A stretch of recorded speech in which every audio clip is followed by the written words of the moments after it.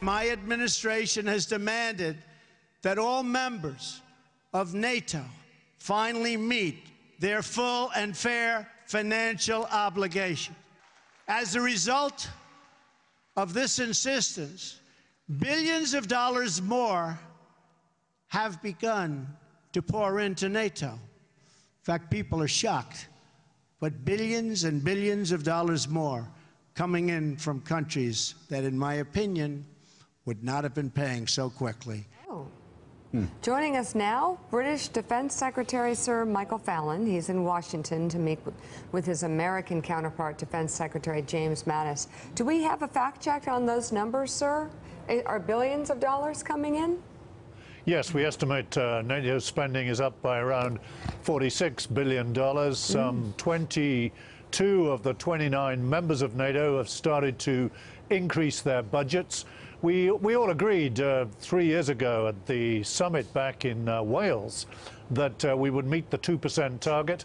Britain does meet the 2% target, and like the President and the United States, we've been encouraging other countries now to do the same. There you go. What is the greatest challenge facing the leaders of G20 summit today? What are you most concerned about? What is the Prime Minister most concerned about?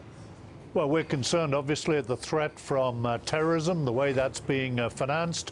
We've all seen attacks on our own homelands. We're concerned at the continuing aggression from Russia, which we see in the Ukraine.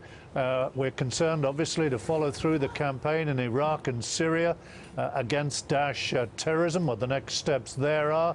And we're also concerned, extremely concerned this week at the latest nuclear test in North Korea. All of these things I'll be reviewing with Secretary Mattis at the Pentagon this morning. Philip Bum? Sure. So do you feel as though the comments that Donald Trump made in Poland and has made repeatedly about NATO, at the same time that he's sitting down to meet with Vladimir Putin, who obviously is the president of Russia, is the force that NATO is essentially created to oppose, do you feel comfortable with the rhetoric that we've seen about NATO? I mean, obviously, I don't mean to create an international incident here, but obviously there is some tension between what Donald Trump has said about NATO and the way that he's approached Vladimir Putin. Well, NATO is a defensive alliance, and it's important to make that clear.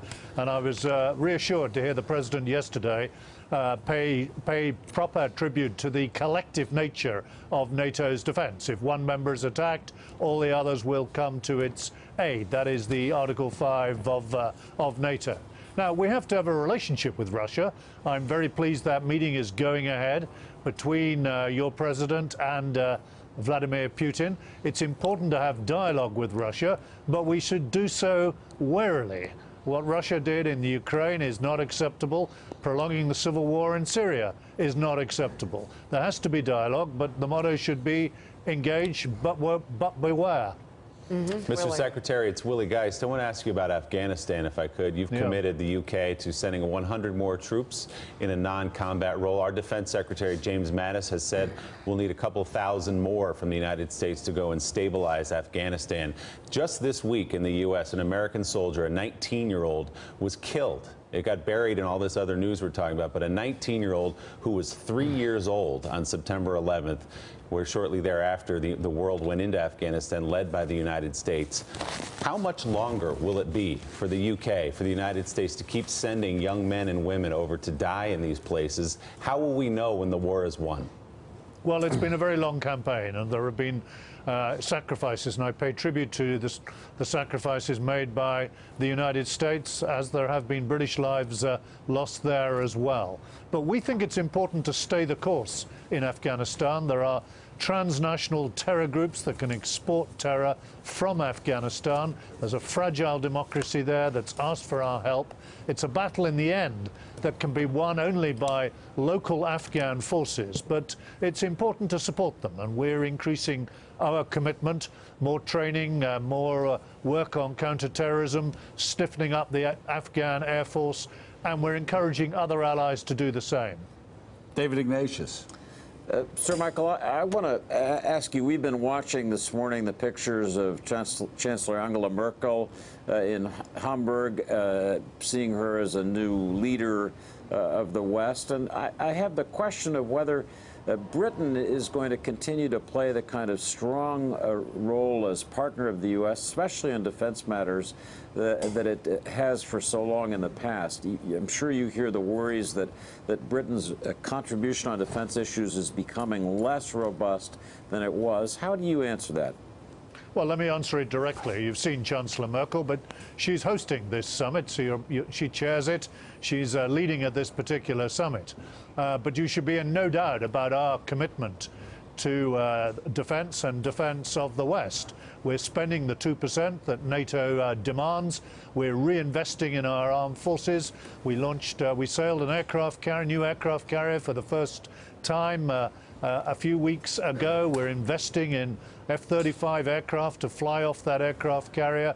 We're purchasing maritime patrol aircraft and new armored vehicles. We are investing in our armed forces. And secondly, we're alongside the United States in these operations where it matters. In Afghanistan, in Iraq, flying missions in Syria. Our Royal Air Force, I think, has contributed only behind the United States the second largest number of strikes against Daesh terrorism.